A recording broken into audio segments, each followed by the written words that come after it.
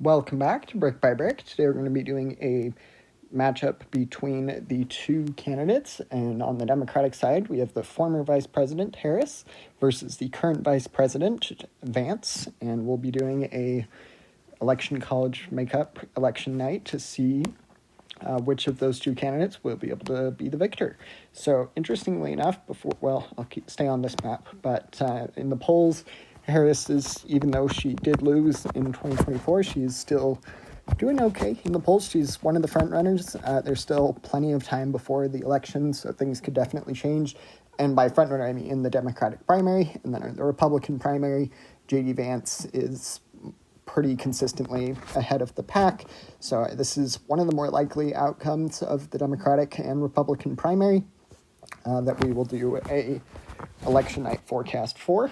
And in this case, I'm just gonna do blue and red. So the margin is gonna be different for each state, but just because we're gonna be working with all of them, I'm gonna start with a blank map.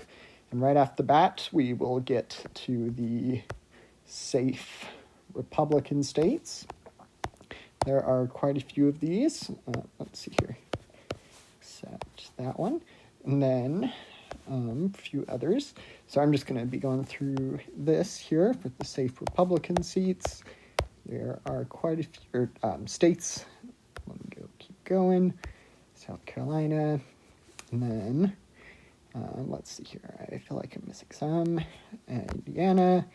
And then that is probably the most part for the safe. We'll go with a lean, and then I'll add a couple other characterizations. We'll add a lean, or a likely lean and tilt. And then next up, we're going to do the safe Democratic states. So we're going to go through here.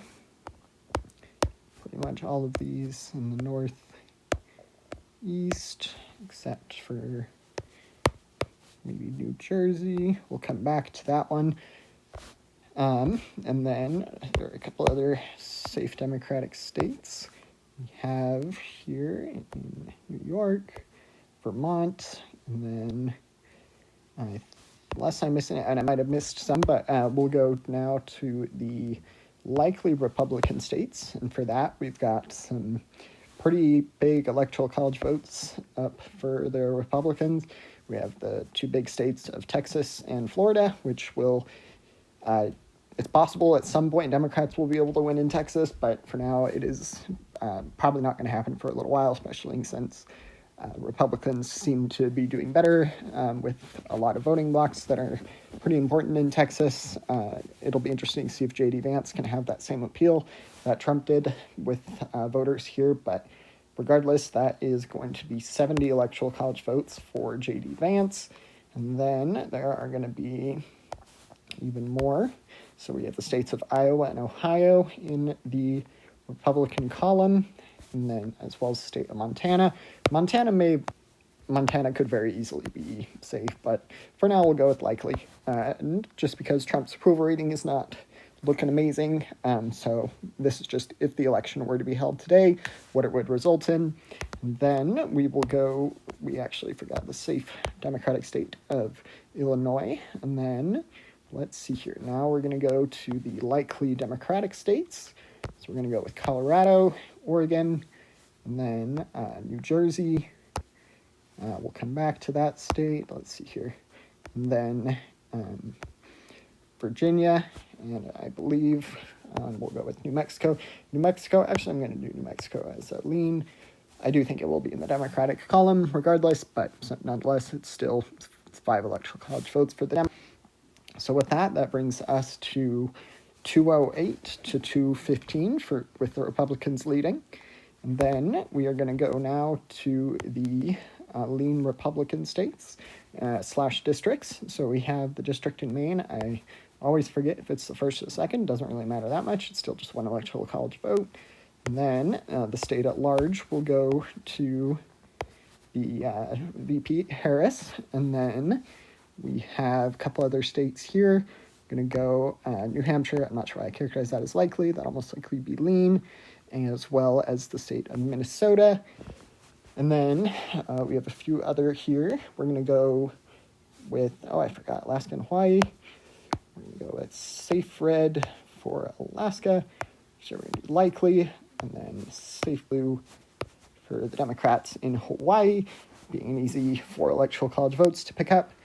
But in general, now we're left to basically just the swing states. Well, one is slightly less of a swing state. And, whoops, I'm going to fix that. And then we will get to the state of North Carolina. North Carolina, I do think that it would most likely be a Republican victory. Harris wasn't able to win it in 2024. Harris lost all of these swing states in 2024, and it's possible things would do better in 2028, but I do think it is, depending on how the rest of this administration plays out, it'll be, I think, a difficult uphill battle for Democrats should they choose Harris as the nominee. I don't think she's the most electable option, and I'll be doing a bunch of other predictions on candidate, and I have done, that are slightly more electable, and she would be fine, but in general, just voters kind of soured on her in 2024, and I'm not sure she would be able to do well in 2028. I think it would be unwise for the Democrats to run the same candidate. I mean, Republicans did it with Trump 3 elections in a row, so it could work, but generally it would be best not to run a candidate that has already failed on the national stage. But regardless, we're going to be now at 225 for the Democrats to 235 for the Republicans. We've got the swing states now. These are all going to be in the tilt margin. So we have the state of Nevada. This one is going to be close. I do think it would likely go back to Harris. It'll be interesting to see if, like I've mentioned before, Vance has the same appeal with Hispanic voters. That is a crucial voting bloc in Nevada as well as Texas. And, of course, in Arizona, too. Arizona went to Trump by the biggest margin of all the swing states, so I do think it would most likely end up being in the Republican column. It may even be a lean. I believe in 2024 it was a lean state for Trump.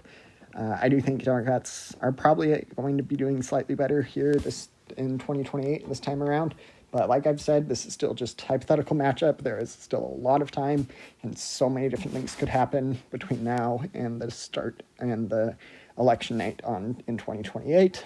Then we have the 3 Rust Belt states, as well as the 1 remaining Sun Belt state. So we will characterize Georgia first. I think Georgia would most likely be in the Republican column. And then we now, Republican J.D. Vance only needs 8 more electoral college votes, so he could win any of the 3 Rust Belt states and get the presidency. I do think that we'll go through a couple Democratic district in this case. This is going to be the 2nd district in Nebraska here, so that is 1 more for Harris, 232 to 262. And then finally, the Rust Belt states. I do think that Harris would probably do better today than she did in 2024, but I do think at the end of the day, between Vance and Harris, it would most likely be a Republican victory. Historically, these 3 states have voted together. I think it's a possibility. It's going to be close. I think it's pretty easy to also see them all going red. I think it might be a different, slightly less likely story to see them all going blue under Harris. Wisconsin was the closest, if I remember correctly, in 2024 in the Rust Belt states of closest to voting for Harris. Michigan generally has in 2016, it was the closest state. So I do think that the most likely state to go for the Republicans would be Pennsylvania. But for now, that doesn't really matter too much. Regardless, that is 281 electoral college votes for J.D. Vance compared to 257 for Harris. So feel free to let me know if you have any questions. Don't forget to like and subscribe. Thanks. Bye.